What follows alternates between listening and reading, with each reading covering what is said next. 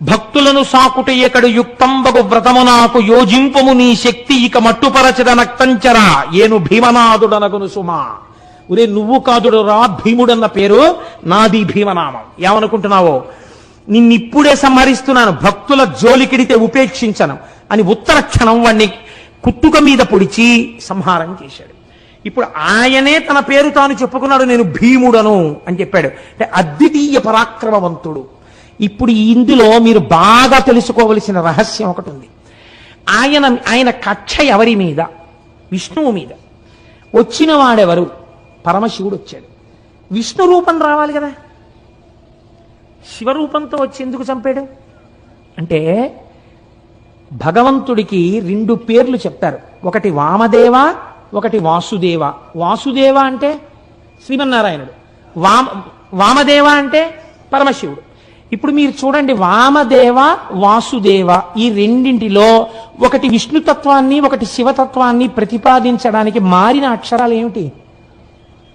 వామదేవాలో వా దేవ ఒకటే, వాసుదేవాలో వా దేవ ఒకటే. ఇందులో మా మారింది, అందులో సు వచ్చింది. ఇందులో మా, అందులో సు. ఇప్పుడు మీరు ఈ సు పక్కన మా పెట్టండి, సుమ. సుమ అంటే ఏమిటి? సుమం అంటే పువ్వు. పువ్వు అంటే ఏమిటి? జ్ఞానం. జ్ఞానము మీకు కలిగితే ఆ వామదేవుడు వాసుదేవుడు, వాసుదేవుడు వామదేవుడు. పేర్లు మారే, నామములు మారే, రూపములు మారే, తత్వరీత్యా ఉన్నది ఒక్కటే పదార్థం. అందుకే శివలింగాన్ని పూజించి రాముడికి జోలికి వెళ్ళిన రావణాసురుడి 10 తలలు తెగిపోతున్నప్పుడు శివస్వరూపం ఆపదు.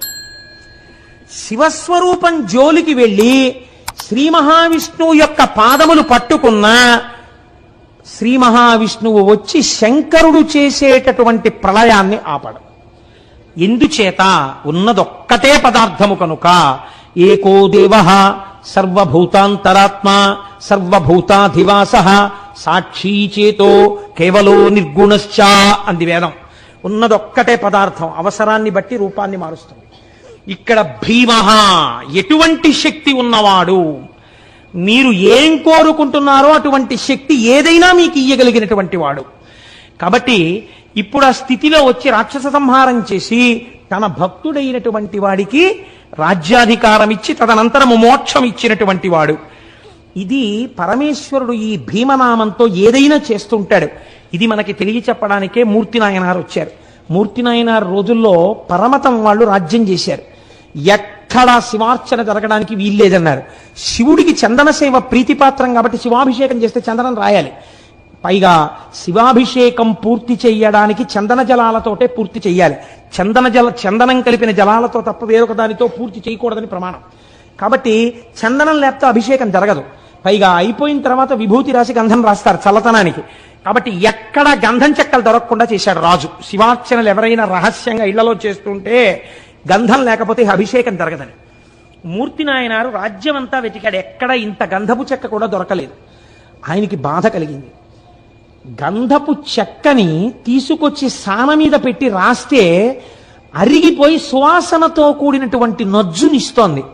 ఈశ్వరుడు ఇచ్చినటువంటి చెక్క నాకు ఉంది, నేను నా మోచేతిని సాన మీద అరగతీస్తాను, వచ్చిన నజ్జుని శివుడికి అలంకారం చేస్తాను, అభిషేకం చేస్తాను గంధంగాలని తన మోచేతిని అరగదీశాడు.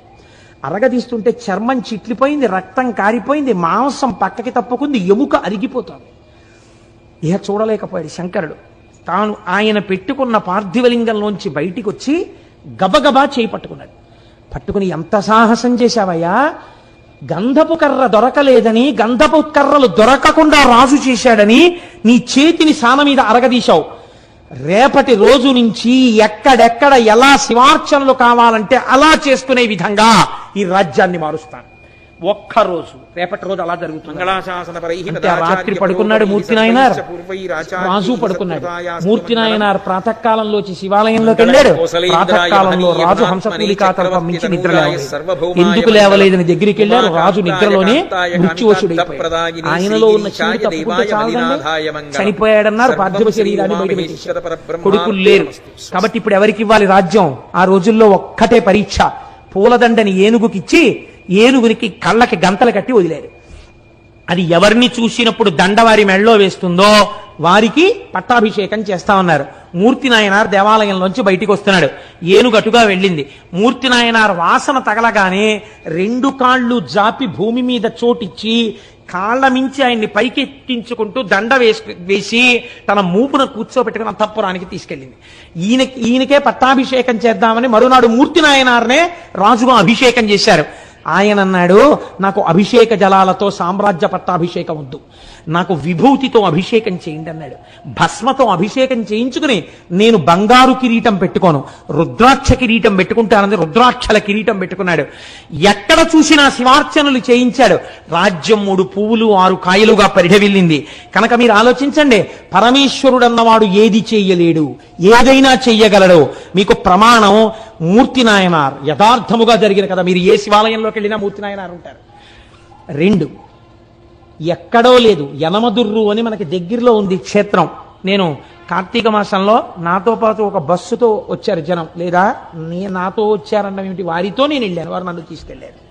కాబట్టి యనమదుర్రు అనేది ఒక చిత్రమైన క్షేత్రం. అక్కడ శివలింగం ఉంటుంది.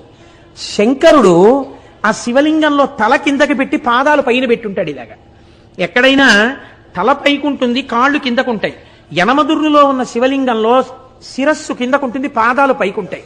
మీరు అక్కడికి వెళ్ళి వాళ్ళని అడిగితే నీరాజనం ఇస్తూ చూపిస్తారు శివలింగాన్ని. బాగా కింద శిరస్సు, పైన పాదాలు, నాభి, వేసుకున్న యజ్ఞోపవీతంతో సహా కనపడతాయి.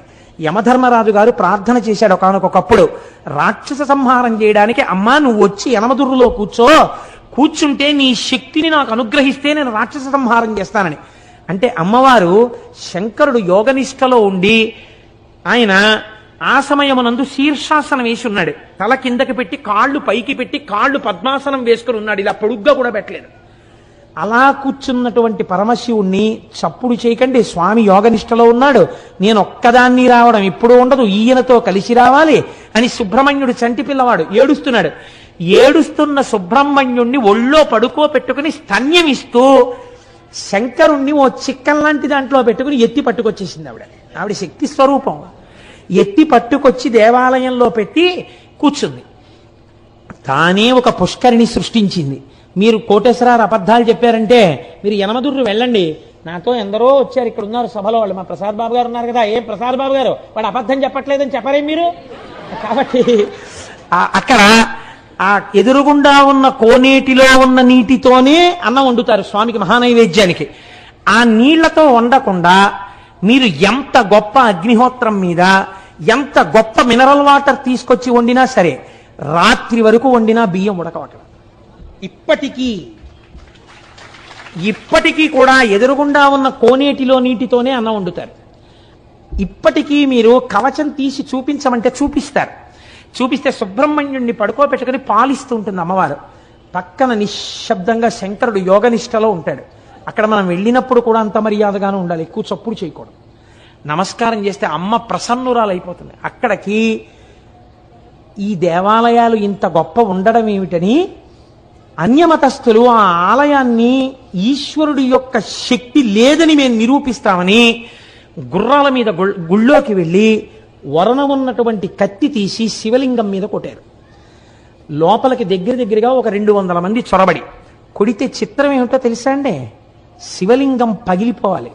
శివలింగం మీద కత్తి వాటు పడింది. ఇలాగా తెగిపోతే ఎలా పడుతుందో అలాగే పడింది. పక్కన అమ్మవారు ఉంది, అంతే. ఎక్కడ నుంచి పడ్డాయో తెలీదు, పెద్ద పెద్ద బండరాళ్లు పడి లోపలికి వెళ్ళిన 200 మంది నజ్జైపోయారు. శివలింగం అలాగే ఉంది. మీరు ఇప్పటికీ ఆ కవచం తీసి చూపిస్తే వాళ్ళని అడిగితే చూపిస్తారు, కత్తివాటు ఉంటుంది శివలింగం మీద. అమ్మవారు ఇప్పటికీ శక్తి స్వరూపిణి అయి ఆ యనమదుర్రు గ్రామంలో లోకాన్ని కాపాడుతూ ఉంటుంది. మన ఆలయాలు, మన వైభవం, మన సంస్కృతి, మన వేదం అంత గొప్పవి. మీరు ఈ మాట భీమవరం వెళ్ళినప్పుడు తప్పకుండా పక్కనే ఒక 7-8 కిలోమీటర్లు ఉంటుందంతే. ఒక్కసారి ఆ యనమదుర్రు క్షేత్రానికి వెళ్ళి చూడండి. అలాగే అక్కడే మందపాక అనో క్షేత్రం ఉంది. మందపాక క్షేత్రంలో అమ్మవారు ఉంది. చంద్రశేఖర పరమాచార్య స్వామి వారు మందపాకకి దగ్గరలో తణుకొచ్చారు. తణుకొచ్చి ఆరాధన అయిపోయిన తర్వాత పడుకున్నారు. వారు పడుకుని నిద్రపోయి మర్నాడు లేచి వెళ్ళిపోదామని అర్చకులు వచ్చి మందపాక నుంచి అడిగారు, అయ్యా ఒక్కసారి మీరు మందపాక కూడా రావలసిందే అని. వామాచారం ఉంటుందేమో అక్కడ నాకు అనుమానం, నేను రానన్నారు. లేదండి అక్కడ వామాచారం లేదు, శ్రీ సూక్తంతోనే పూజ జరుగుతుంది, రండి అన్నారు. ఎందుకన్నారో పరమాచార్య స్వామి నేను రానన్నారు అని పడుకున్నారు. మర్నాడు లేచి వెళ్ళిపోదామని పడుకుని అరగంట అవ్వలేదు, మందపాకలో ఉన్న అమ్మవారు స్వప్నంలో సాక్షాత్కరించింది. ఏమయ్యా బిడ్డ, నిన్ను రమ్మని కబురు చేసింది నేనే, ఇంత దూరం వచ్చావు, నాకు దగ్గరగా వచ్చావు, ఒక్కసారి నిన్ను చూడాలనుందిరా నాన్న, నీ చేత్తో అభిషేకం చేయించుకోవాలనుందిరా, నీతో కుంకుమార్చన చేయించుకుందామనుందిరా, నాకు వెళ్ళిపోతావా నా దగ్గరికి రాకుండా? అలా వెళ్ళిపోదాం అనుకుంటున్నావా అంది. అంతే, ఉత్తరక్షణం లేచి స్నానం చేసి నడిచి మందపాకి వెళ్ళిపోయారు తెల్లవారేటప్పటికి పరమాచార్య.